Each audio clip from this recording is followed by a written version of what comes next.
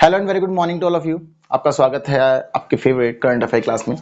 आज की current affair class में हम एक इम्पॉर्टेंट टॉपिक डिस्कस करने वाले हैं। हमारा टॉपिक आज का रहने वाला है कॉन्स्टिट्यूशन डे के ऊपर। आज डेट है 26 नवंबर 2020 और हर साल आज के ही दिन हमारे देश में संविधान दिवस मनाया जाता है। इस संविधान दिवस को कानून दिवस के नाम से भी जाना जाता है। इसके पीछे बहुत सारे अलग अलग फैक्टर्स हैं, ठीक है। और हम सभी ये बात जानते हैं कि आज यानी कि 26 नवंबर सन 1949 के दिन हमारे देश का जो संविधान है वह तैयार हो चुका था और 2 महीने बाद यानी कि 26 जनवरी 1950 को उस संविधान को लागू किया गया था। तो कहीं ना कहीं देश के अंदर हमारे संविधान जो है वो अपने आप में ही बहुत ज़्यादा महत्व रखता है और संविधान ने एक बात पूरी तरह से स्पष्ट कर रखी है और वह बात यह है कि हमारे देश के अंदर कोई भी पद हो या कोई भी व्यक्ति हो वह कभी भी संविधान से सर्वोच्च नहीं हो सकता। हमारे देश में मुख्य रूप से कार्यपालिका, विधायिका और न्यायपालिका लोकतंत्र के मुख्य 3 स्तंभ माने जाते हैं, परंतु उस सबके बावजूद भी संविधान ही सर्वोपरि है।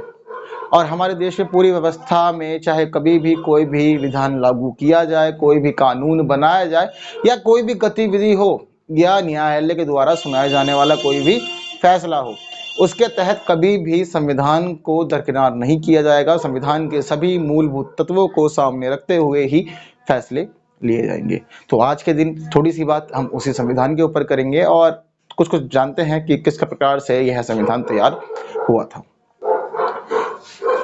संविधान को तैयार करने का मुख्य जो श्रेय है यह संविधान सभा को जाता है, क्योंकि दरअसल हम ये बात जानते हैं कि हम एक लंबे ब्रिटिश उपनिवेश काल से निकलकर बाहर आए थे। उसके बाद चुनौती के रूप में हमें यह संविधान निर्माण का कार्य दिया गया था और कहीं ना कहीं पूरी विश्व व्यवस्था में बहुत सारे लोगों ने तो यह अनुमान लगा ही दिया था कि भारत अपने लिए एक आदर्श संविधान तैयार करने में पूरी तरह से असफल रहेगा। परंतु हमारे तत्कालीन राजनेताओं ने जिस प्रकार से इस संविधान को हमारे सामने पेश किया और मुख्य रूप से इसमें जो खास भूमिका निभाई वह भूमिका थी बाबा साहब डॉक्टर भीमराव अंबेडकर की। उनके द्वारा किए गए सभी अथक प्रयासों के कारण ही आज हम यह संविधान देख पाते हैं और यह संविधान अपने सभी क्षेत्रों में पूरी तरह से भारत के लिए सर्वश्रेष्ठ है। वैसे तो हम संविधान निर्माण के लिए मुख्य रूप से सन 1946 को जिम्मेदार मानते हैं। सन 1946 में पहली बैठक हुई थी संविधान सभा की और इससे पहले संविधान सभा के निर्माण का कार्य किया गया था, जिसके लिए चुनाव करवाए गए थे। लेकिन एक देखने वाली बात एक यह भी थी कि क्या इतना मान लेना ठीक है कि संविधान निर्माण का कार्य यहीं से 1945 से 46 से शुरू हुआ था? क्या यह बात पूरी तरह से मानी जा सकती है? नहीं मानी जा सकती। क्यों नहीं मानी जा सकती? क्योंकि संविधान निर्माण के लिए पिछले बहुत सारे कानूनों का भी योगदान रहा था। ब्रिटिश उपनिवेश काल में पहला जो कानून था वह मुख्य कानून आया था सन 1773 में। रेगुलेटिंग एक्ट ऑफ इंडिया के नाम से इस कानून को लागू किया गया था। इस कानून के अंदर बहुत सारी अलग अलग व्यवस्थाएं दी गई थी देश के लेकर के, ठीक है। तो इससे क्या हुआ कि यह कानून जब आया तो धीरे धीरे ना कानून आने लगे। 20-20 साल के अंतराल में कानूनों को पेश किया जाने लगा। उसके बाद क्या हुआ कि यह तो वह समय था जब 1857 तक देश में कंपनी का शासन था, लेकिन 1857 के बाद क्या हुआ, ताज का प्रत्यक्ष शासन भारत में स्थापित हुआ। उसके बाद ताज के शासन में भी इस प्रकार की प्रक्रिया जारी रही और लगातार कई कानून बने। हमारे भारत के संविधान में मुख्य जो भूमिका रहती है वह रहती है अंतिम कानून 1935 वाले की। तो 1935 के बहुत सारे तत्व थे जो हमने तत्कालीन संविधान में शामिल किए थे, क्योंकि कहीं ना कहीं संविधान निर्माताओं को लग रहा था कि वह तत्व आवश्यक भी हैं और भारतीय व्यवस्था के अनुरूप भी, इसलिए उनका शामिल किया जाना लाजमी हुआ। कुछ बात समझते हैं आगे और। आज डेट हम समझ चुके हैं 26 नवंबर 2020 है। तो आज हमारे देश में 70वां संविधान दिवस मनाया जा रहा है, ठीक है। संविधान लागू होने की डेट मैं आपको बता ही चुका हूं कि हमारे देश में संविधान जो लागू हुआ था वह 26 जनवरी 1950 को लागू हुआ था और संविधान तैयार होने का समय है वह 26 नवंबर 1949 है। तो ये दोनों डेट्स अपने आप में बहुत ज्यादा इंपॉर्टेंट है। तो मोस्ट ऑफ द स्टूडेंट्स को नॉर्मली याद रहती है, मुझे उम्मीद है कि आपको भी याद रहती है। अब यहाँ पे देखने वाली बात है कि यह भी है कि हम आज ये दिन मना ही क्यों रहे हैं, why we are celebrating this day. देखो, इस देश का ऐतिहासिक रूप से अपने आप ही बहुत ज्यादा महत्व है। क्यों महत्व हम समझ चुके हैं कि 26 नवंबर 1949 को संविधान तैयार हुआ था और संविधान का अस्तित्व में आना वास्तव में एक स्वप्न जैसा ही था, क्योंकि एक लंबे अंतराल के बाद हमें स्वतंत्रता हासिल हुई थी और उसके बाद जाकर के हमने यह संविधान देखा था, जहाँ से हमें यह पता लगा था कि हमारे देश की व्यवस्था हमारे कानून के अनुरूप ही अब चलाई जाएगी। तो मुख्य रूप से आज का जो दिन है यह समर्पित है डॉक्टर बाबा साहब भीमराव अम्बेडकर को। भीमराव अम्बेडकर जी के प्रयासों से यह संविधान तैयार हुआ था, तो इसीलिए आज का यह दिन उनको श्रद्धांजलि देने के लिए मनाया जाता है, उनको श्रद्धांजलि अर्पित की जाती है और साथ ही साथ बाबा साहब का संविधान निर्माण में जो महत्व था उसको भी लोगों तक पहुंचाया जाता है, जागरूक किया जाता है। तो केवल इसके साथ साथ एक दूसरा महत्व और है, वह यह है कि नागरिकों के बीच संविधान के लिए कर्तव्यों को लेकर के बढ़ावा देना। देखो क्या है कि हमारे देश में संविधान व्यवस्था लागू तो है, लेकिन बहुत सारे लोग इससे पूरी तरह से अपरिचित हैं। हम देख पाते हैं आज भी कि हमारे देश की जो बहुत सारी पॉपुलेशन है वो इलिटरेट है, उनको कानून संविधान जैसे तत्वों का ज्ञान है ही नहीं। तो इसीलिए जरूरी है कि उनको भी अवगत किया जाए। तो इसीलिए क्या होता है कि आज के दिन इस क्षेत्र में बहुत सारे काम किए जाते हैं। फिलहाल तो देखो हम लॉकडाउन से गुजर रहे हैं, लेकिन अलग अलग क्षेत्रों में कॉलेजेस में, यूनिवर्सिटीज में, स्कूल्स में अलग अलग तरह के कंपटीशन आयोजित किए जाते हैं। उन कंपटीशन में बच्चों को प्रोत्साहित किया जाता है कि आप पार्टिसिपेट करें और अपना बेहतर प्रदर्शन करें, और साथ ही आप यह भी जागृत बताएं लोगों को, ठीक, अवगत कराएं ये भी कि आप संविधान के विषय में कितना जानते हैं, संविधान से आप कितना परिचित हैं। मैं अपना खुद का एग्जाम्पल देता हूँ। जब मैं कॉलेज में था, उस टाइम जब मैं अंडर ग्रेजुएशन कर रहा था, उस समय हर वर्ष मेरे कॉलेज में यह प्रतियोगिता, इसको लेकर के प्रतियोगिताएं आयोजित होती थी, कॉन्फ्रेंसेस होती थी, बहुत सारे बच्चे पार्टिसिपेट सब में किया करते थे। तो यह मुख्य रूप से दो उद्देश्य हैं जिस वजह से यह आज का दिन मनाया जाता है। अब यहाँ पे सोचने वाली बात यह है क्या सन 1951 से ही यह कार्यक्रम चल रहा है, क्योंकि पहला संविधान दिवस जो था वह सन 1951 में था, तो क्या तब से ही लेकर के यह सभी काम चल रहा है? तो हम प्रश्न उठा रहे हैं 1951 से को लेकर के, पर ऐसा नहीं है। ठीक है, उसके बाद से हमें उम्मीद तो थी, हम मानते थे कि हाँ आज का दिन संविधान लागू हुआ था, इसलिए संविधान का महत्व है, तो इस वजह से हम इस दिन को याद किया करते थे। लेकिन जो मुख्य रूप से इसको लेकर के व्यवस्थाएं तैयार हुई, वह तैयार हुई सन 2015 में। 19 नवंबर के दिन, 19 नवंबर सन 2015 में आधिकारिक रूप से सरकार के द्वारा यह घोषणा की गई कि 26 नवंबर के दिन हर वर्ष संविधान दिवस के रूप में इस दिन को मनाया जाएगा। तो तब से लेकर के लगातार हर वर्ष आज का यह दिन संविधान दिवस के रूप में आयोजित किया जाता है और सभी इसको इसलिए याद भी करते हैं। आज के दिन को कानून दिवस, विधि दिवस के नाम से भी जाना जाता है। विधि दिवस बोलते हैं आज के दिन को, विधि दिवस क्यों बोलते हैं ये भी एक देखने वाली बात है, क्योंकि बाबा साहब अम्बेडकर जो थे ये है हमारे देश के पहले विधि मंत्री भी थे, पहले कानून मंत्री थे हमारे देश के ये, तो इसलिए आज के दिन को लॉ डे भी कहते हैं, कॉन्स्टिट्यूशन डे भी कहते हैं, और इस तरह से इसको मनाया जाता है। तो यह बात तो जो थी, अब तो बात ये थी सारी आज के दिन को लेकर के। ठीक है, आज के दिन को लेकर कुछ कुछ जो महत्वपूर्ण और मूलभूत बातें थी यह तो हम डिस्कस कर ही चुके हैं। अब एक काम करते हैं, थोड़ा सा आगे और चलते हैं और थोड़ा सा कॉन्स्टिट्यूशन के फॉर्मेशन को जानते हैं। तो संविधान को लेकर के जो काम कर रही थी वह संविधान सभा कर रही थी। तो संविधान सभा में फैसले हुए और चीजें तैयार की गई, धीरे धीरे संविधान सभा तैयार हुई। उसके बाद पहली बैठक थी, यह पहली बैठक 9 दिसंबर 1946 को हुई। बहुत सारी परीक्षाओं में प्रश्न यह आता है कि पहली बैठक कब हुई, अंतिम बैठक कब हुई, और बहुत सारे प्रश्न आते हैं। धीरे धीरे क्लास जैसे जैसे आगे बढ़ेगी इंपॉर्टेंट प्रश्न जो होंगे आपको मैं बताता चलूंगा साथ साथ ही। तो यहाँ पर क्या है, पहली बैठक को लेकर के प्रश्न बनते हैं लगातार। तो पहली बैठक आप याद रखिएगा कि 9 दिसंबर 1946 को संविधान सभा की पहली बैठक की गई थी। अभी यहाँ पे देखो डेट देखने वाली बात है, एक और टाइम कौन सा चल रहा है, 1946, यानी कि यहाँ भी हमें एक चीज पता लगती है कि अभी हमारे देश को ना तो स्वतंत्रता मिली है और ना ही विभाजन हुआ है। ठीक है, डेट्स अपने आप में बहुत कुछ बयां करती हैं। बहुत सारे लोग कहते हैं कि हमें डेट्स याद नहीं होती हैं, बट अगर आप थोड़ा सा इसको लॉजिकल लें तो ऐसी स्थिति में बहुत अच्छे से डेट समझ सकते हैं। यहाँ पे देखने वाली बात क्या, अब देखो 9 दिसंबर का समय चल रहा है, 1946 की बात कर रहे हैं, यानी कि हमें पता लग गया कि ना तो स्वतंत्रता मिली है और ना ही अभी विभाजन हुआ है। तो इसका मतलब क्या था कि अभी भी संविधान सभा में मुस्लिम लीग शामिल थी और वह सभी तत्व और क्षेत्र भी शामिल थे जो वर्तमान पाकिस्तान में है। तो वह सब भी उस समय भारत के हिस्सा थे। तो लेकिन क्या हुआ, जब यह पहली बैठक हुई तो पहली बैठक के समय जो मुस्लिम लीग थी और जो मोहम्मद अली जिन्ना थे, उन्होंने इस बैठक का पूरी तरह से बहिष्कार किया और पूरी तरह से यह मना कर दिया कि हम इस बैठक में शामिल होंगे ही नहीं। कोई बात नहीं, लेकिन अगर आप नहीं होंगे तो कोई और होगा। मेरा यह मानना है कि अगर आप ऐसा सोचते हैं कि आपके ना होने से कोई काम रुक जाएगा, तो देखो ऐसा कभी संभव नहीं है। अगर आप यहाँ नहीं होंगे तो आपकी जगह कोई और होगा, लेकिन वो काम जरूर होगा। तो ऐसा भी हुआ। मुझे मोहम्मद अली जिन्ना की अपनी अलग जिद थी पाकिस्तान को लेकर के कि हमें पाकिस्तान चाहिए, एक अलग क्षेत्र चाहिए, देश चाहिए, जो केवल मुस्लिमों के लिए हो और मुस्लिमों के हित में बात करे। उसके अंदर हिंदुओं को लेकर के कोई जगह ना तो कभी थी और ना ही है और ना ही अब कभी हो सकती है। तो उसी जिद को लेकर के इन्होंने यहाँ पहली बैठक का बहिष्कार किया था। कोई बात नहीं, धीरे धीरे जब काम आगे बढ़ा, माउंटबेटन योजना आई, तो माउंटबेटन योजना ने पूरी तरह से स्पष्ट कर दिया था कि भारत का विभाजन दो हिस्सों में होगा, यानी कि आपको आजादी दी जाएगी, आपको स्वतंत्रता मिलेगी, लेकिन विभाजन के साथ। तो वह काम यह हो गया। काम शुरू हुआ, उसके बाद 2 वर्ष 11 महीने और 18 दिन का समय लगा। ठीक है, लगभग लगभग अगर हम इसको देखें तो यह पूरा पूरा 2 साल ही है। ठीक है, तो 2 वर्ष 11 महीने और 18 दिन का समय यहाँ लगा, और लगने के बाद हमारे देश का जो संविधान है, जिसको हम आज देखते हैं, जानते हैं, समझते हैं, यह तैयार हो गया। तो इस समय संविधान बनाते समय क्या क्या चीजें हुई, कुछ महत्वपूर्ण पर चर्चा करते हैं। जैसे कि संविधान के लिए 2 वर्ष 11 महीने 18 दिन का समय तो लगा, लेकिन इस समय क्या हुआ, संविधान सभा की 11 बैठकें हुई। संविधान सभा की 11 बैठक, अब आप यह सोच रहे हैं कि 1946 से काम चल रहा है, 49 तक आ गए, 11 बैठकें हुई। तो 11 बैठकों का मतलब यह होता है कि सेशन जब जब लगा, ठीक है, तो 11 बार इसके अंदर सेशन लगाया गया और चर्चा की गई। साथ ही एक समझने वाली बात एक यह भी है कि हमारे देश की जो वर्तमान संविधान सभा थी, यह केवल संविधान सभा का ही काम नहीं कर रही थी, इसके ऊपर एक दायित्व और था, और वह दायित्व यह था कि इसे हमारे देश की विधायिका के रूप में भी कार्य करना था। यानी कि जहां एक तरफ संविधान का निर्माण हो रहा था, वहीं दूसरी तरफ हमारे देश की व्यवस्था भी चलाई जा रही थी, कानून देखे जा रहे थे कि कौन कौन से कानून देश में होना जरूरी है। तो बहुत ज्यादा जिम्मेदारी थी।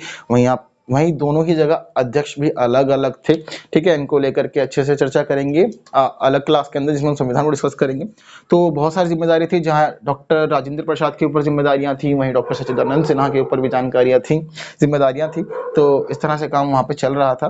तो 11 बैठकें हुई, 11 बैठकों के अंदर काम आगे बढ़ा और 60 देशों का संविधान का अध्ययन किया गया। देखो, यह सभी काम कौन कर रहा था, यह सारा काम किया जा रहा था हमारे देश के संविधान के लिए बनाई गई प्रारूप समिति के द्वारा।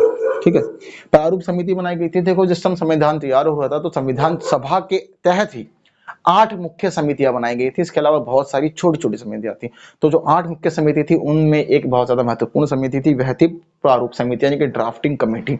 और इस ड्राफ्टिंग कमेटी के जो अध्यक्ष थे, चेयरपर्सन थे, वो थे डॉक्टर भीमराव अंबेडकर। तो इसीलिए सारा का सारा जो काम हुआ वो ड्राफ्टिंग कमेटी के तहत हुआ। 11 बैठकें हुई, 11 बैठकों में संविधान में चर्चा की गई। वहीं बाबा साहब अंबेडकर ने, उनकी टीम ने 60 देशों के संविधान का अध्ययन किया, समझा, जाना, परखा और उसमें वह तत्व देखे जो हमारे देश के लिए जरूरी थे, जो भारत की संवैधानिक व्यवस्था के लिए जरूरी थे, और उन तत्वों को भारत की व्यवस्था में शामिल कर लिया। साथ ही साथ जो भारत के संविधान, जो हमारे संविधान के लिए मुख्य प्रारूप तैयार किया गया था, उस प्रारूप के ऊपर 114 दिन की लंबी चर्चा हुई। 114 दिन की इस लंबी चर्चा के बाद देखने को यह मिलता है कि बहुत सारी चीजें सामने आई। इसके साथ ही साथ पूरा संविधान बनाने में, संविधान के निर्माण की इस पूरी प्रक्रिया में 64 लाख रुपए का खर्च आया। अगर हम देखें तो हम अभी भी आजाद हुए थे, बहुत बड़ा अमाउंट संविधान के निर्माण पर खर्च किया गया था। तो यह महत्वपूर्ण बातें थी, याद रखिएगा। आपसे कई बार पूछ लेगा, परीक्षा में यह पूछता है कि ये तो बहुत ज्यादा बेसिक क्वेश्चन है कि संविधान बनाने में कितना समय लगा था। ये बच्चों को पढ़ाया था 11वीं क्लास से छोटी क्लास से भी ये शुरू हो जाता है। अगर आप इस प्रश्न को नहीं जानते हैं तो ये बहुत ज्यादा ही गलत बात है। लेकिन हाँ, यहाँ पे ये भी प्रश्न पूछता है कि संविधान निर्माण में कितनी बैठकें हुई, कितने देशों के संविधान का अध्ययन किया गया था, कितने लाख रुपए का खर्च हुआ था। तो यह सभी महत्वपूर्ण क्वेश्चन है जो आपसे परीक्षा में पूछे जा सकते हैं। इसके अलावा आपसे यह भी पूछेगा कि संविधान सभा की अंतिम बैठक कब हुई। बहुत सारे लोग थोड़ा कंफ्यूज रहते हैं। क्यों कंफ्यूज रहते हैं? क्योंकि उनको यह पता होता है कि 26 नवंबर को तो संविधान हमारा तैयार हो गया था, साइन हो गए थे, तो संविधान सभा का काम कहीं ना कहीं खत्म हो गया। तो देखो, ऐसा नहीं है। संविधान सभा ने अपनी जो अंतिम बैठक की थी वो 24 जनवरी 1950 को की थी। 24 जनवरी 1950 को अंतिम बैठक करने के बाद 26 जनवरी 1950 को संविधान लागू किया गया था। अब आप यह सोचेंगे कि जब 26 नवंबर 1949 को भाई संविधान तैयार हो गया, उस पर हस्ताक्षर हो गए, तो फिर इस मीटिंग की जरूरत क्या थी? कुछ चीजें अभी भी अधूरी थी, जैसे कि भारत का राष्ट्रीय गान और राष्ट्रीय गीत, जिनको हम आज वंदे मातरम और जनगण मन के नाम से जानते हैं। यह हमारे देश के राष्ट्रीय गान और राष्ट्रीय गीत बने। कैसे बने, यह भी उस समय देखा गया। काफी सारी चर्चा हुई इसको लेकर के, पर अंत में इनको फाइनल किया गया कि राष्ट्रीय गान हमारे देश का जनगण मन रहेगा और राष्ट्रीय गीत हमारे देश का रहेगा वंदे मातरम। ठीक है, तो यहाँ पर रविंद्रनाथ टैगोर और बंकिम चंद्र चट्टोपाध्याय की महत्वपूर्ण भूमिका भी देखने को हमें मिलती है। इसके साथ ही साथ यह भी जरूरी था कि यहाँ पर अब यह फाइनल कर लिया जाए कि हमारे देश का संवैधानिक प्रधान कौन होगा, यानी कि राष्ट्रपति कौन होगा। तो उसको लेकर के फैसला भी 24 जनवरी 1950 को लिया गया और डॉक्टर राजेंद्र प्रसाद का नाम भारत के पहले प्रधानमंत्री के रूप में यहाँ फाइनल कर दिया था और उसके बाद डॉक्टर राजेंद्र प्रसाद ने हमारे देश के पहले राष्ट्रपति के रूप में जिम्मेदारी लेना शुरू कर दिया था और काम किया था। हाँ, एक प्रश्न और आता है बहुत सारी परीक्षाओं में कि हमारे देश के संविधान में राष्ट्रीय ध्वज को कब शामिल किया, यानी कि जिस ध्वज को हम आज तिरंगे के नाम से जानते हैं, अपना राष्ट्रीय ध्वज बताते हैं, दरअसल वह पहले हमारे देश का राष्ट्रीय ध्वज नहीं था। तो यह कब शामिल किया गया? यह 22 जुलाई 1947 को शामिल किया गया था। तो कंफ्यूज मत होइएगा, आपको बस यह ध्यान रखना है कि 22 जुलाई 1947, ठीक है, 22 जुलाई 1947 को राष्ट्रीय ध्वज शामिल हो गया था। बाकी 24 जनवरी 1950 की यह जो बैठक थी, इसमें राष्ट्रीय गान, राष्ट्रीय गीत और राष्ट्रपति का नाम फाइनल किया गया था। आगे बढ़ते हैं, अब प्रारूप पर चर्चा को थोड़ा समझते हैं क्योंकि मुख्य रूप से क्या हुआ था कि संविधान का पहले प्रारूप तैयार किया गया था। प्रारूप के ऊपर लगातार चर्चाएं हुई थी, कुछ चीजें पसंद आई, कुछ चीजें पसंद नहीं आई, पर अंततः फिर भी यह प्रारूप फाइनल हुआ और संविधान के रूप में हमारे सामने आया। तो प्रारूप तैयार हुआ, धीरे धीरे देखने को यह भी मिलता है कि प्रारूप समिति ने प्रारूप तैयार करने में बहुत ही कम समय लगाया था और बहुत ही कम समय में इस प्रारूप को तैयार कर दिया था। टाइम से आप पता लगा लेंगे, 4 नवंबर 1948 को वह समय था जब पहली बार प्रारूप को पढ़ा गया संविधान सभा में। तो 4 नवंबर 1948 को पहली बार संविधान सभा में प्रारूप पढ़ा गया, इसकी फर्स्ट रीडिंग हुई।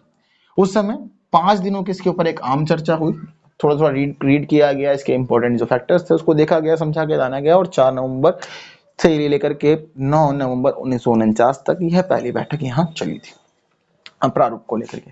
उसके बाद अभी भी देखो क्या हो रहा है, हम एक ही प्रारूप पे बात कर रहे हैं, जो अंतिम रूप से प्रारूप तैयार किया गया था उसके ऊपर ही लगातार 3 बार बैठक होगी। पहली में आम चर्चा हुई, यह कार्यक्रम पूरा 5 दिन चला, 4 नवंबर से 9 नवंबर तक फर्स्ट रीडिंग का काम खत्म हो गया। उसके बाद क्या हुआ, 15 नवंबर से इसकी दूसरी बैठक शुरू हुई, यानी कि दूसरी बैठक का क्या करते हैं हम एक खंडवार चर्चा करते हैं, यानी कि एक एक तत्व, एक एक हिस्सा इसका समझा जाएगा, जाना जाएगा, बारीकी से छोटी बात पर चर्चा की जाएगी। बारीकी से छोटी चीज का मतलब क्या है कि इसके अंदर की के ऊपर, पर के ऊपर, किंतु के ऊपर, केवल के ऊपर, ऐसे छोटे छोटे शब्दों के ऊपर भी बहुत ज्यादा चर्चा की गई थी, क्योंकि यह शब्द वास्तव में दिखने में बहुत ज्यादा छोटे हैं पर अपने आप में बहुत बड़े बड़े अर्थ समाये रहते हैं। इनका एक भी गलत प्रयोग होना, आगे पीछे लग जाना, शब्दों के जो अर्थ होते हैं उनको पूरी तरह से बदल देता है।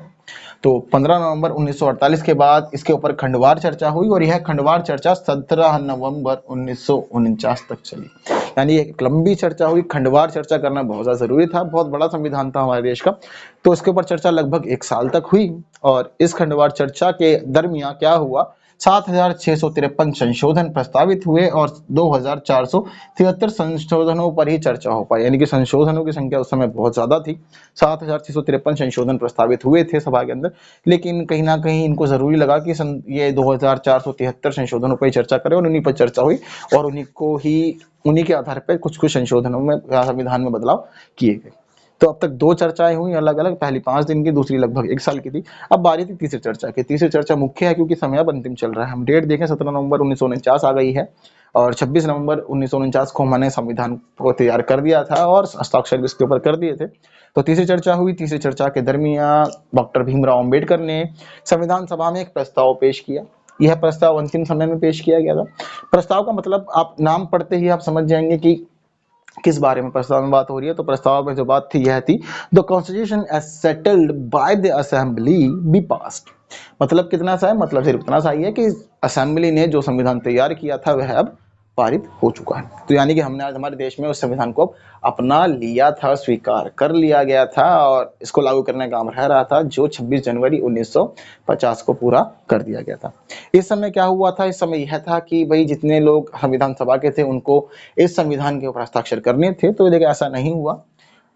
299 लोग कुल संख्या थी, 299 में से 284 ही उस समय संविधान सभा में उपस्थित थे। तो 284 लोगों ने ही इस संविधान के ऊपर अपने हस्ताक्षर किए और इस तरह से यह देश का जो हमारा संविधान था यह पूरी तरह से तैयार हो गया। ठीक है, अब यहाँ पे देखने को क्या मिलता है, हमें देखने को यह मिलता है कि यहाँ 2 महीने का गैप आया, यानी कि 26 नवंबर 1949 संविधान तैयार हुआ, 26 जनवरी 1950 को संविधान लागू हुआ। तो ऐसा क्या था और फिर बीच के 2 महीनों में उन्होंने क्या करा, यह भी समझने वाली बात है। तो देखने को यह मिलता है कि हमारे देश का जो यह संविधान तैयार हुआ था यह मूल रूप से इंग्लिश लैंग्वेज में तैयार हुआ था। आज भी बहुत सारे लोगों की कंप्लेंट रहती है कि हिंदी में कॉन्स्टिट्यूशन को पढ़ना थोड़ा डिफिकल्ट रहता है, इंग्लिश में थोड़ा इजी रहता है। ठीक है, तो इंग्लिश में यह मूल रूप से तैयार हुआ था। तो इस दरमियान जो यह 2 महीने का समय था, इस समय इस कॉन्स्टिट्यूशन को लैंग्वेज का ट्रांसलेशन किया गया और इसको हिंदी में कन्वर्ट किया उस समय, और उसके बाद में फिर इस पे साइन वगैरह होकर के तैयार होने के बाद यह पूरी तरह से लागू हो गया और व्यवस्था में आ गया। तब से लेकर के आज तक हमारे देश की पूरी व्यवस्था जो है यह संविधान के माध्यम से संचालित होती रही है और आगे भी होती रहेगी। और हमें वास्तव में डॉक्टर भीमराव अम्बेडकर का इस मामले में धन्यवाद करना चाहिए कि उन्होंने इस प्रकार का एक मूल्यवान आदर्शवान संविधान तैयार करके भारत को समर्पित किया, जिनके आदर्शों के तले आज भारत लगातार निरंतर वृद्धि कर रहा है और नए नए कीर्तिमानों को स्थापित कर रहा है। वहीं साथ में देखने वाली बात यह भी है कि इस संविधान को इस तरह से तैयार किया गया, ये बहुत ज्यादा बैलेंस्ड है। ये बैलेंस किस प्रकार है, यहाँ कहीं भी शक्तियां केंद्रीकरण नहीं हो रहा है, और जिससे यह बात अब तक स्पष्ट हो गई है कि हमारे देश की जो व्यवस्था है ये कभी भी खंडित नहीं की जा सकती, और यह संविधान हमेशा ही भारत की व्यवस्था में बना रहेगा और अपने प्रावधानों के तहत भारत का विकास करवाता रहेगा। इसके अंदर उन सभी तत्वों को शामिल किया गया जो भारत की व्यवस्था के लिए जरूरी थे, और वह सभी तत्व हमें भारत के संविधान के आदर्श प्रस्तावना में देखने को भी मिलते हैं। जैसे कि बात की गई है एकता को लेकर के, अखंडता को लेकर के, समाजवाद को लेकर के, धर्मनिरपेक्षता को लेकर के, एकता और इसके अलावा न्याय, स्वतंत्रता, समानता, इन सभी तत्वों को अगर हम देखें तो यह भारत के संविधान में भली भांति शामिल है। केवल इतना ही नहीं, भारत का संविधान जो है लोगों को अपने अधिकारों की गारंटी केवल देता ही नहीं है, उसके लिए उन्होंने सुप्रीम कोर्ट की व्यवस्था भी की गई है जो मुख्य रूप से उनको लागू करवाने के लिए और लोगों के हितों के लिए सदा ही निरंतर कार्यरत रहता है। आज की वीडियो में इतनी ही बात करते हैं। आज का दिन वास्तव में अपने आप में बहुत ज्यादा खास होता है। एक तरफ जहां हमारे देश में इसी दिन संविधान तैयार हुआ था, वहीं आज से 12 साल पहले आज ही के दिन मुंबई में बम धमाका भी हुआ था, जिससे भारत के सभी लोगों की रूह कांप गई थी। अगर आज भी उस घटना को याद किया जाए तो घटना बहुत ज्यादा ही दर्दनीय है। देखते हैं शाम की क्लास में उसको भी डिस्कस करते हैं। बाकी आज के लिए इस क्लास के लिए इतना ही। Thank you so much for watching this video को लाइक करें, बाकी लोगों तक शेयर करें एंड कमेंट करके अपने व्यूज बताएं वीडियो के अंदर। और इसके अलावा अब नेक्स्ट वीडियो में मिलते हैं कुछ नए टॉपिक्स के साथ।